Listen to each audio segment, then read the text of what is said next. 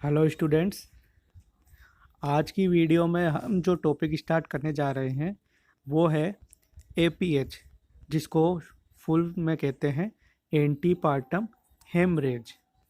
हमने इससे पहले ओबीजी में जो टॉपिक पढ़े उसमें एबॉर्शन के बारे में पढ़ा।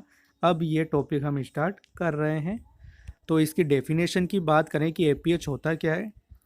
It is defined as bleeding from और into the genital tract after the 28 weeks of pregnancy but before the birth of baby। APH कब बोलते हैं? जब ब्लीडिंग हो, जीनाइटल ट्रैक्ट में अगर ब्लीडिंग हो रही है, कब हो रही है? 28 वीक के बाद। जो प्रेगनेंसी में 28 वीक है उसके बाद अगर ब्लीडिंग हो रही है मदर में, और दूसरा बर्थ से पहले, ठीक है, 28 वीक के बाद और बर्थ से पहले अगर ब्लीडिंग हो रही है तो उस कंडीशन को क्या बोलते हैं? Antepartum haemorrhage. बिफोर जो 28 वीक होती है उसको एबॉर्शन में काउंट कर लेते हैं, ठीक है। और ड्यूरिंग लेबर जो बोलते हैं उसको बोलते हैं इंट्रापार्टम हेमरेज। और आफ्टर लेबर जो ब्लीडिंग होती है उसको बोलते हैं postpartum haemorrhage. Before birth antepartum, during birth intrapartum and after birth postpartum. Okay, so ये क्लियर हो गया आपका कॉन्सेप्ट एंटीपार्टम हेमरेज क्या होता है।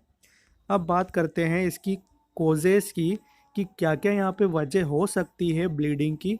तो फर्स्ट है यहाँ पे एपीएच में प्लेसेंटल ब्लीडिंग, यानी प्लेसेंटा के अंदर अगर ब्लीडिंग प्रेजेंट है, ठीक है, या जो ओरिजिन है ब्लीडिंग का वो प्लेसेंटा की वजह से हो रहा है तो उसको बोलेंगे प्लेसेंटल ब्लीडिंग। तो यहाँ पे प्लेसेंटल ब्लीडिंग की दो वजह हो सकती है। एक तो है प्लेसेंटा प्रीविया, एक है एब्रप्शिव प्लेसेंटा। वीडियो में हम प्लेसेंटा प्रीविया के बारे में पढ़ेंगे। तो प्लेसेंटल ब्लीडिंग की तो दो कॉजेज हो गई, placenta previa and abruptive placenta. Second यहाँ पे कॉज है एक्स्ट्रा प्लेसेंटल कॉजेज, यानी प्लेसेंटा के अलावा और क्या वजह हो सकती है ब्लीडिंग की। तो इसमें फर्स्ट वन है सर्वाइकल पोलिप। ये सर्वाइकल पोलिप की जो कंडीशन है इसमें ब्लीडिंग प्रेजेंट हो सकती है, एपीएच हो सकता है। दूसरा कार्सिनोमा ऑफ सर्विक्स, अगर सर्विक्स में कैंसर है, ठीक है, कैंसर की कंडीशन प्रेजेंट है तो उस सिचुएशन में भी ब्लीडिंग हो सकती है। वेरिकोज वेन, अगर मदर में वेरिकोज वेन की प्रॉब्लम प्रेजेंट है, ठीक है, तो उस कंडीशन में ब्लीडिंग हो सकती है। और लास्ट वन है लोकल ट्रोमा, अगर किसी तरह का ट्रोमा हो जाए, इंजरी हो जाए यूट्रस में, ठीक है, तो उस वजह से भी ब्लीडिंग हो सकती है। तो ये जो एपीएच की कंडीशन है इसकी कोजेस हो गई ये दो टाइप की, प्लेसेंटल एंड एक्स्ट्रा प्लेसेंटल। अब अपन जो आज की वीडियो में, जैसा मैंने आपको कहा, आज की वीडियो में हम पढ़ेंगे प्लेसेंटा प्रीविया के बारे में। तो प्लेसेंटा प्रीविया क्या होता है, इसकी डेफिनेशन की बात करते हैं।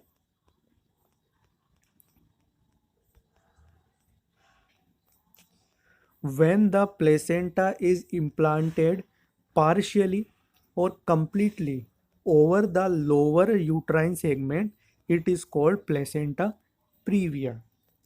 प्लेसेंटा प्रीविया कंडीशन क्या होती है? जो यूट्रस है, लाइक ये जो डायग्राम है यूट्रस का, ठीक है, लाइक दिस। जो जब जो ओवम होता है वो फर्टिलाइज होता है, फर्टिलाइजेशन होने के बाद फेलोपियन ट्यूब से जो ओवम आता है वो इम्प्लांट हो जाता है अपर सेगमेंट में। यूट्रस का जो अपर सेगमेंट है उसमें आके इम्प्लांट हो जाता है, ठीक है। बट प्लेसेंटा प्रीविया की कंडीशन में क्या होता है कि ये जो फर्टिलाइज ओवम है ये अपर सेगमेंट में इम्प्लांट ना होकर कहाँ इम्प्लांट हो रहा है? लोअर सेगमेंट में। कहाँ हो रहा है? लोअर सेगमेंट पे। अब यहाँ पे दो कंडीशंस हो सकती है कि ये जो इम्प्लांटेशन हो रहा है लोअर सेगमेंट में ये पार्शियली भी हो सकता है और कंप्लीटली भी हो सकता है। यानी कि या तो ऐसा हो कि थोड़ा पार्ट तो जो है फर्टिलाइज ओवम का वो कहाँ प्रेजेंट रहे? अपर सेगमेंट में, और थोड़ा पार्ट कहाँ प्रेजेंट रहे? लोअर सेगमेंट में। या कंप्लीटली ही जो ओवम है वो कहाँ इम्प्लांट हो जाए? लोअर सेगमेंट में। तो इस कंडीशन को क्या बोलते हैं? Placenta previa. Do you understand? Placenta previa एक ऐसी कंडीशन होती है जिसमें फर्टिलाइज ओवम अपर सेगमेंट में इम्प्लांट ना होकर कहाँ इम्प्लांट हो जाता है? लोअर सेगमेंट में। अब दो कंडीशंस यहाँ पे हो सकती है, ये पार्शियली भी रह सकता है और कंप्लीटली भी हो सकता है। ओके, अब बात करते हैं इसकी कोजेस की, क्या क्या वजह हो सकती है जिस वजह से प्लेसेंटा प्रीविया हो सकता है। तो इसकी जो एग्जैक्ट कोज है, यानी कि जो मेन कोज है वो अननोन है, जिसका पता नहीं है। बट यहाँ पे कुछ थ्योरीज है, कि यहाँ पे कुछ ऐसी थ्योरीज है जिनसे ये पता लगाया जा सकता है कि ये वजह हो सकती है। तो फर्स्ट वन है ड्रॉपिंग डाउन थ्योरी। ये थ्योरी क्या कहती है? The fertilized ovum drops down and is implanted in the lower segment. Poor decidual reaction in upper segment may be cause. इस थ्योरी में ये बताया गया है कि जो फर्टिलाइज ओवम आता है वो क्या होता है कि नीचे की तरफ ड्रॉप हो जाता है, ड्रॉप होकर और कहाँ इम्प्लांट हो जाता है? लोअर सेगमेंट में। ओके, जो फर्टिलाइज ओवम आया फेलोपियन ट्यूब से वो क्या होगा? ड्रॉप हो गया, और ड्रॉप होके कहाँ इम्प्लांट हो जाएगा? लोअर सेगमेंट में। तो ये एक वजह हो सकती है। अब ऐसा क्यों हो रहा है? कि जो पुअर डेसिडुअल रिएक्शन की वजह से, यानी जो अंदर की एंडोमेट्रियम है जिसको प्रेगनेंसी के टाइम क्या बोलते हैं? डेसिडुआ। तो यहाँ पे अगर पुअर डेसिडुअल रिएक्शन हो रही है, डिफेक्ट है डेसिडुआ में किसी तरह का, तो उस वजह से क्या होगा कि ओवम ड्रॉप होके कहाँ चला जाएगा? लोअर सेगमेंट में। ओके, सो ये थ्योरी ये बोलती है dropping down theory. Second one theory है डिफेक्टिव डेसिडुआ। जैसा मैंने आपको बताया कि अगर डेसिडुआ में किसी तरह का डिफेक्ट प्रेजेंट है, ठीक है, तो उस वजह से क्या होगा कि ओवम कहाँ इम्प्लांट हो जाएगा? लोअर सेगमेंट में। थर्ड थ्योरी है यहाँ पे big surface area of placenta. Twin cases में, जो ट्विन प्रेगनेंसी होती है उसमें क्या होता है कि प्लेसेंटा का साइज ज़्यादा हो सकता है, उसका सरफेस एरिया ज़्यादा हो सकता है। तो उस केसेस में भी जो प्लेसेंटा है वो इम्प्लांट हो सकती है लोअर सेगमेंट में। ठीक है, तो ये बात हो गई यहाँ पे तीन थ्योरीज की जो बताती है कि इन वजह से प्लेसेंटा प्रीविया हो सकता है, या जो ओवम है वो लोअर सेगमेंट में इम्प्लांट हो सकता है। अब बात करते हैं इसके रिस्क फैक्टर्स की, कि कुछ रिस्क फैक्टर्स होते हैं जो ये कंडीशन कोज कर सकते हैं। तो इसमें फर्स्ट वन है मल्टीपेराइटी, यानी कोई मदर दो या दो से अधिक बार प्रेग्नेंट हो चुकी है, ठीक है, और उसकी ये एक से ज़्यादा बार की प्रेगनेंसी है, तो उस कंडीशन में प्लेसेंटा प्रीविया हो सकता है। सेकंड वन है एडवांस एज। अगर 30 से 35 साल की एज में अगर कोई मदर प्रेग्नेंट हो रही है, कोई लेडी, ठीक है, तो उस कंडीशन में भी प्लेसेंटा प्रीविया हो सकता है एडवांस एज में। नेक्स्ट वन है history of previous caesarean delivery. Caesarean section में क्या होता है कि कट लगाया जाता है, कट लगाते हैं तो वहाँ पे स्कार प्रेजेंट रहता है, तो उस केस में अगली प्रेगनेंसी में ब्लीडिंग हो सकती है। ओके, नेक्स्ट वन है प्लेसेंटा साइज। यहाँ पे अगर प्लेसेंटा का साइज नॉर्मल से ज़्यादा है या कम है तो उस कंडीशन में भी ब्लीडिंग हो सकती है, प्लेसेंटा प्रीविया हो सकता है। नेक्स्ट वन है स्मोकिंग। तो यहाँ पे एक स्मोकिंग भी वजह है जो क्या कर सकती है? प्लेसेंटा प्रीविया कोज कर सकती है। ओके, सो ये बात हो गई यहाँ पे इसके रिस्क फैक्टर्स की और कोजेस की। अब बात करते हैं इसके बाद अपन इसकी टाइप्स की, कि जो प्लेसेंटा प्रीविया में क्या होता है कि जो प्लेसेंटा लोअर सेगमेंट में आ रही है तो कितनी डिग्री पे वहाँ पे प्रेजेंट है, लोअर सेगमेंट में कितनी डिग्री पे प्रेजेंट है, कितने लेवल में प्रेजेंट है, उसको अपन पढ़ेंगे। तो इस बेसिस पे इसको, जो इसका जो मीन्स इम्प्लांटेशन की जो डिग्री है उसके बेस पे जो है प्लेसेंटा प्रीविया को 4 टाइप में डिवाइड किया गया है। ओके, 4 टाइप है इसके, या 4 डिग्री है। तो फर्स्ट वन है टाइप 1, जिसको लो लाइंग भी बोलते हैं। अब ये क्या होता है? The major part of placenta is attach to upper segment and only the lower margin approaches on to the lower segment but not cover internal os. Type 1 जो प्लेसेंटा प्रीविया है, लो लाइंग प्लेसेंटा वाला, इसमें क्या होता है कि जो placenta का मेजर पार्ट है, जो मोस्टली जो प्लेसेंटा है वो कहाँ अटैच रहेगी? अपर सेगमेंट में, ठीक है, बट कुछ मार्जिन, ठीक है, कुछ मार्जिन जो है प्लेसेंटा की वो अप्रोच करेगी कहाँ? लोअर सेगमेंट में, ठीक है, बट ये इंटरनल ओएस को कवर नहीं करेगी। Do you understand? टाइप 1 जो है इसका, उसमें क्या होगा कि प्लेसेंटा, मोस्टली प्लेसेंटा का पार्ट अपर सेगमेंट में प्रेजेंट होगा, कुछ मार्जिन जो होगी वो लोअर सेगमेंट में प्रेजेंट होगी, लेकिन ये इंटरनल ओएस को कवर नहीं करेगी। ओके, नेक्स्ट वन है टाइप 2, जिसको मार्जिनल बोलते हैं। ये क्या होता है? The placenta reaches the margin of internal OS but does not cover it. अब टाइप 2 में क्या होगा कि जो प्लेसेंटा है वो पहुंच जाएगी, कहाँ पहुंच जाएगी? इंटरनल ओएस की मार्जिन तक, ठीक है। उसकी जो सतह है, किनारे हैं, इंटरनल ओएस के जो किनारे हैं, मार्जिन है, वहां तक प्लेसेंटा पहुंच रही है, बट उसको कवर नहीं कर रही है। समझ गए? दो टाइप। टाइप 1 में तो क्या था कि कुछ मार्जिन या कुछ किनारे, लास्ट का जो पार्ट है प्लेसेंटा का वो लोअर सेगमेंट में, बट इंटरनल ओएस को वो कवर नहीं कर रहा है। वैसे ही टाइप 2 में क्या है कि प्लेसेंटा के कुछ मार्जिन, ठीक है, वो इंटरनल ओएस तक पहुंच चुके हैं, उसके किनारे तक पहुंच चुके हैं, बट उसको कवर नहीं कर रहे हैं। थर्ड वन है यहाँ पे टाइप 3 या इनकम्प्लीट और पार्शियल, ठीक है। तो इसमें क्या होता है? The placenta covers the internal OS partially. Type third में क्या होगा कि जो प्लेसेंटा है वो पार्शियली इंटरनल ओएस को कवर करेगी। ओके, टाइप 4 में क्या होगा? कंप्लीटली, यानी प्लेसेंटा कंप्लीटली इंटरनल ओएस को कवर कर लेगी, ठीक है।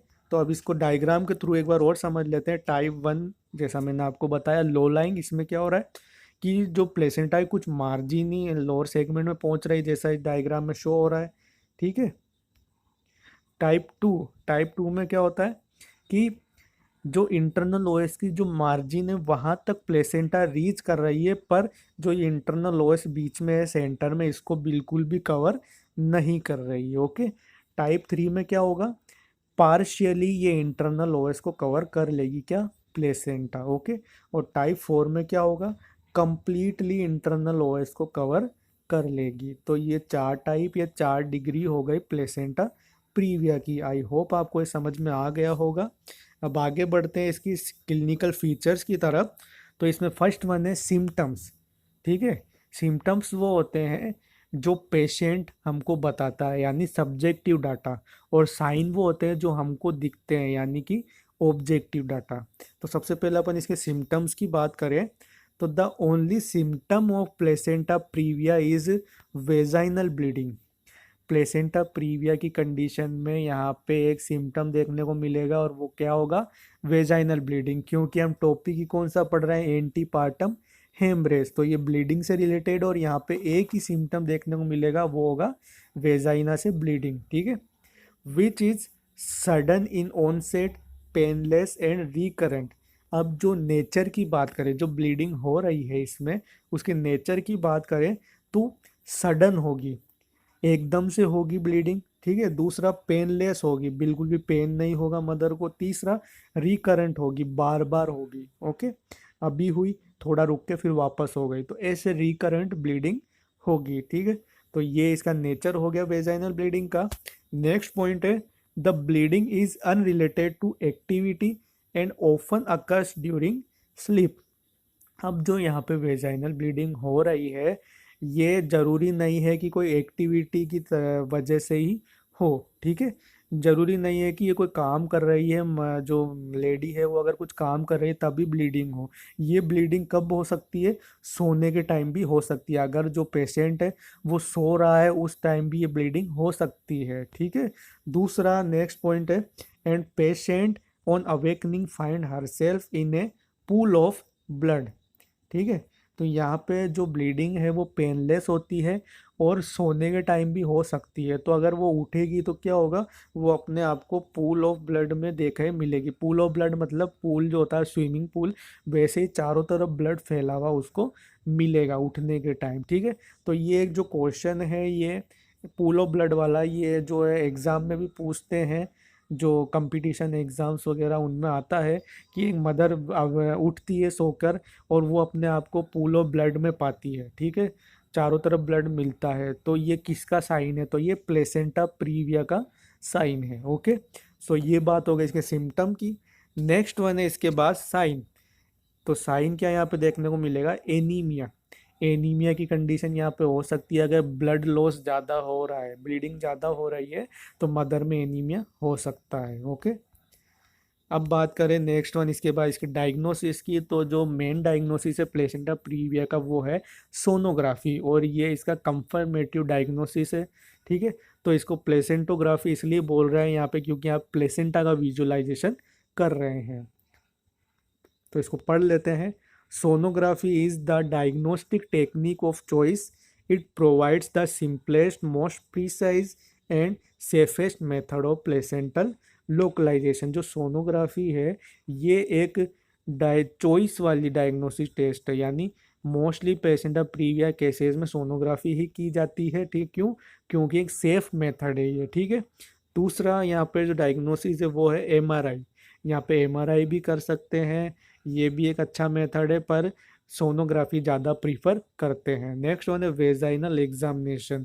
वेजाइनल एग्जामिनेशन क्यों करेंगे? ब्लीडिंग को आइडेंटिफाई करने के लिए, कितनी ब्लीडिंग हो रही है। ठीक है, दूसरा इन्फेक्शन प्रेजेंट है कि नहीं प्रेजेंट है, उसमें एमनियोटिक फ्लूइड तो नहीं प्रेजेंट है। ठीक है, तो ये सब आइडेंटिफाई कर सकते हैं वेजाइनल एग्जामिनेशन से। तो ये बात हो गई इसके डायग्नोसिस की। अब लास्ट आता है इसके बाद इसका मैनेजमेंट। तो मैनेजमेंट की बात करें, the management of problem depends upon duration of pregnancy, fetal और maternal status and extent of hemorrhage। अब जो प्लेसेंटा प्रीविया का मैनेजमेंट है ये किस पे डिपेंड करता है? फर्स्ट वन, ड्यूरेशन पे, यानी प्रेगनेंसी की ड्यूरेशन कितनी है। ठीक है, दूसरा फीटल और मैटरनल स्टेटस, या जो फीटस है और जो मदर है इनका स्टेटस कैसा है। ठीक है, उनकी कंडीशन कैसी है उस पर डिपेंड करता है। और third one, extent of haemorrhage, यानी कितने लेवल में ब्लीडिंग हो रही है, कितने अमाउंट में हो रही है। तो ये तीन कंडीशन है जिस पे डिपेंड करता है प्लेसेंटा प्रीविया का मैनेजमेंट। अब इसमें फर्स्ट वन है एक्सपेक्टेंट मैनेजमेंट। ठीक है, एक्सपेक्टेंट मैनेजमेंट कब करते हैं? तो इसके लिए क्या क्या इंडिकेशन है एक्सपेक्टेंट मैनेजमेंट की? Pregnancy is less than 37 weeks, यानी कि पहला तो कि प्रेगनेंसी जो है 37 वीक से कम हो। ठीक है, दूसरा मदर इन गुड कंडीशन, जो मदर की जो हेल्थ है वो गुड कंडीशन में, स्टेटस है वो अच्छा है। ठीक है, और third one, active bleeding is absent, और यहाँ पे एक्टिव ब्लीडिंग नहीं है, थोड़ी ब्लीडिंग हो रही है, रुक रुक के हो रही है, लगातार नहीं हो रही है, और अभी ब्लीडिंग नहीं हो रही है। ठीक है, एक्टिव नहीं है। तो ये तीन इंडिकेशंस हैं यहाँ पे जिसमें एक्सपेक्टेंट मैनेजमेंट करेंगे। ठीक है, अब बात करते हैं इसके एक्शंस की, क्या क्या एक्शन लेंगे एक्सपेक्टेंट मैनेजमेंट में। First one, bed rest, mother को बेड रेस्ट करने को बोलना है, कोई भी एक्टिविटी नहीं करनी है। सेकंड वन, हीमोग्लोबिन एस्टिमेशन करेंगे यहाँ पे एनीमिया का पता लगाने के लिए। ब्लड ग्रुपिंग करेंगे आरएच फैक्टर का पता लगाने के लिए। ठीक है, और third one, urine for protein, अगर यूरिन प्रोटीन में तो प्रेजेंट नहीं है, ठीक है, इसका भी पता लगाएंगे क्योंकि यहाँ पे एक्लेम्शिया आइडेंटिफाई हो सकता है इससे। ठीक है, तो ये तो हो गया इसके एक्शन 2 पॉइंट। नेक्स्ट वन है वेजाइनल एग्जामिनेशन भी यहाँ पे करना पड़ेगा ब्लीडिंग का पता लगाने के लिए। और थर्ड नेक्स्ट वन है सप्लीमेंट्री न्यूट्रिशन, यहाँ पे जो है सप्लीमेंट्री न्यूट्रिशन भी देना है मदर को एनीमिया को प्रिवेंट करने के लिए। ठीक है, तो ये पॉइंट तो हो गए यहाँ पे एक्सपेक्टेंट मैनेजमेंट के। ठीक है, नेक्स्ट है यहाँ पे इसमें the expectant treatment carried up to 37 weeks, at this time baby become sufficiently mature. अब जो अपन ने एक्सपेक्टेंट मैनेजमेंट की बात की थी कि कब कर रहे थे, जब प्रेगनेंसी 37 वीक से कम हो। ठीक है, तो अब इसको कहाँ तक ले जाना है? 37 वीक तक ले जाना है। क्यों ले जाना है? क्योंकि 37 वीक में बेबी मैच्योर हो जाता है और उस टाइम डिलीवरी कर सकते हैं। तो उस टाइम जाकर 37 वीक की प्रेगनेंसी होने पे एक्सपेक्टेड मैनेजमेंट को रोक देंगे। ठीक है, नेक्स्ट है इसके बाद steroid therapy is indicated when the duration of pregnancy is less than 34 weeks. अब अगर 34 वीक से कम की प्रेगनेंसी है, ठीक है, और ब्लीडिंग ज़्यादा हो रही है या लेबर स्टार्ट हो गया, तो उस टाइम क्या करना है? मदर को स्टेरॉइड्स देने। स्टेरॉइड्स में भी कौन से देने?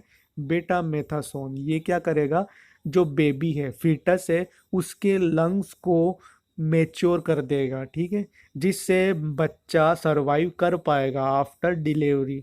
क्योंकि लंग्स मेच्योर नहीं होते हैं 37 वीक से पहले, तो डेथ होने के चांस होते हैं। तो बेटामेथासोन या स्टेरॉयड थेरेपी क्या करते हैं, ये लंग्स को मेच्योर कर देती है और बच्चा सरवाइव कर पाता है, ठीक है। तो अगर प्रेगनेंसी 34 वीक से पहले और लेबर स्टार्ट हो जाए, ब्लीडिंग ज़्यादा हो, तो उस टाइम स्टेरॉयड थेरेपी देनी है। तो ये बात हो गई एक्सपेक्टेड मैनेजमेंट। सेकेंड वन है इसका एक्टिव मैनेजमेंट। तो एक्टिव मैनेजमेंट के लिए क्या क्या इंडिकेशंस यहाँ रहेगी। फर्स्ट वन है प्रेगनेंसी इज अप टू और मोर देन 37 वीक्स, यानी कि जो प्रेगनेंसी है वो 37 वीक तक हो या 37 वीक से ज़्यादा हो। दूसरा, मदर इन लेबर और active bleeding is present, mother labour में हो या एक्टिव ब्लीडिंग प्रेजेंट हो, या जो प्रेगनेंसी हो 37 वीक तक हो या 37 वीक से ज़्यादा हो, तब एक्टिव मैनेजमेंट करेंगे। नेक्स्ट है इसके बाद पॉइंट, अब इसके एक्शंस की क्या क्या यहाँ पे एक्शंस लिए जाएंगे। तो फर्स्ट वन है caesarean delivery. Caesarean delivery is done for all women with evidence of placenta previa where placental edge is within 2 centimetre from internal os. अब यहाँ पे सीजेरियन डिलीवरी की जाती है और उन्हीं सब केसेस में की जाती है जिनमें जो प्लेसेंटा है उसके एजेस या उसकी मार्जिन्स इंटरनल ओएस से 2 सेंटीमीटर तक हो, ठीक है। इंटरनल ओएस के 2 सेंटीमीटर तक अगर वहाँ टच कर रही है अंदर, तो ऐसे केसेस में क्या होगा, या सिंपल लैंग्वेज में कहें कि इंटरनल ओएस को अगर कवर कर रही है प्लेसेंटा, तो उस कंडीशन में क्या करेंगे, सीजेरियन डिलीवरी ही करेंगे। नेक्स्ट पॉइंट है, in recent years caesarean delivery mostly use to reduce maternal risk and to improve foetal wellbeing. जो अभी के रिसेंट ईयर से इनमें मोस्टली जो है सीजेरियन डिलीवरी ही की जा रही है। क्यों की जा रही है, क्योंकि इससे एक तो मैटरनल रिस्क कम होती है, मदर को खतरा जो है वो कम होता है। दूसरा, बच्चा जो है फिटस जो है उसकी भी वेलबींग इम्प्रूव होती है, ठीक है। तो मदर और बच्चे को दोनों को खतरा कम रहता है सीजेरियन डिलीवरी से, इसलिए इसको ज़्यादा यूज़ किया जा रहा है। नेक्स्ट वन है वेजाइनल डिलीवरी। यहाँ पे वेजाइनल डिलीवरी भी कर सकते हैं, बट उसके लिए क्या मतलब यहाँ पे ऑप्शन होना चाहिए कि जो प्लेसेंटा है वो पार्शियली या तो कवर करे या थोड़ी सी उससे दूर हो। जब मार्जिनल टाइप था उसमें क्या था कि जो इंटरनल ओएस है उसको कवर नहीं कर रही थी, तो अगर ऐसी सिचुएशन है तो उसमें वेजाइनल डिलीवरी कर सकते हैं। ओके, सो ये एक्टिव मैनेजमेंट के दो ऑप्शन है यहाँ पे, सीजेरियन और वेजाइनल, बट सीजेरियन यहाँ पे प्रीफर किया जाता है क्योंकि इसमें रिस्क कम होती है। तो ये बात हो गई इसके मैनेजमेंट की। अब इसमें लास्ट टॉपिक बचता है इसके कॉम्प्लिकेशंस की, प्लेसेंटा प्रीविया की वजह से क्या क्या कॉम्प्लिकेशंस हो सकती है। तो फर्स्ट वन है मैटरनल, यानी मदर में क्या क्या कॉम्प्लिकेशन देखने को मिल सकती है। फर्स्ट वन है ब्लीडिंग एक्सेसिवली, ब्लीडिंग ज़्यादा हो सकती है। माल प्रेजेंटेशन रह सकता है, ब्रीच प्रेजेंटेशन वगैरह, शोल्डर प्रेजेंटेशन, तो इस तरह के प्रेजेंटेशन रह सकते हैं। प्री मेच्योर लेबर हो सकता है, यानी टाइम से पहले ही लेबर हो सकता है, डिलीवरी हो सकती है। नेक्स्ट वन इन्फेक्शन और सेप्सिस, यहाँ पे इन्फेक्शन हो सकता है ब्लीडिंग में, ठीक है। Next one PROM premature rupture of membrane, यानी कि टाइम से पहले ही जो मेम्ब्रेन है वो रप्चर हो सकती है। नेक्स्ट वन है कोड प्रोलेप्स हो सकती है, यानी कोड बाहर आ सकती है। नेक्स्ट वन रिटेन प्लेसेंटा, यानी जो प्लेसेंटा कुछ पार्ट्स है वो अंदर ही रिटेन रह सकते हैं। ये प्लेसेंटा प्रीविया के कॉम्प्लिकेशंस है मदर में। नेक्स्ट वन है फीटस, यानी फीटल या जो बच्चा है उसमें क्या क्या कॉम्प्लिकेशंस देखने को मिल सकती है। फर्स्ट वन है LBW, लो बर्थ वेट, बच्चे का वेट जो है वो कम रह सकता है। क्यों रहेगा, अगर टाइम से पहले डिलीवरी हो जाए, ठीक है, या प्रॉपर न्यूट्रिशन ना मिला हो बच्चे को, तो इस वजह से LBW हो सकता है। सेकेंड वन एसफाइक्सिया कंडीशन भी यहाँ रह सकती है, ठीक है। नेक्स्ट वन है इंट्रा यूट्राइन डेथ, जो बच्चा है उसकी यूट्रस के अंदर डेथ भी हो सकती है अगर ऑक्सीजन नहीं मिल रही है प्रॉपरली, ठीक है। और नेक्स्ट वन है बर्थ इंजरीज, बच्चा जब बर्थ के टाइम, डिलीवरी के टाइम अगर वेजाइनल डिलीवरी करवा रहे हैं तो उस टाइम बच्चे को कुछ इंजरीज भी हो सकती है बर्थ के टाइम। ओके, नेक्स्ट वन है कंजेनाइटल माल फॉर्मेशन। कंजेनाइटल माल फॉर्मेशन क्या होता है कि at the time of birth या बर्थ से पहले जो ऑर्गन्स डेवलप होते हैं, ऑर्गन जब डेवलप होते हैं बर्थ से पहले, अगर उस टाइम किसी तरह का उनमें माल फॉर्मेशन हो जाए, प्रॉपरली ऑर्गन डेवलप नहीं हो, तो उसको बोलते हैं कंजेनाइटल माल फॉर्मेशन। तो यहाँ पे ये कंडीशन भी हो सकती है प्लेसेंटा प्रीविया की वजह से। तो ये टॉपिक यहाँ पे कंप्लीट हो गया। अगर आपको इसमें कोई भी प्रॉब्लम हो तो आप कमेंट करके पूछ लीजिए। Thank you.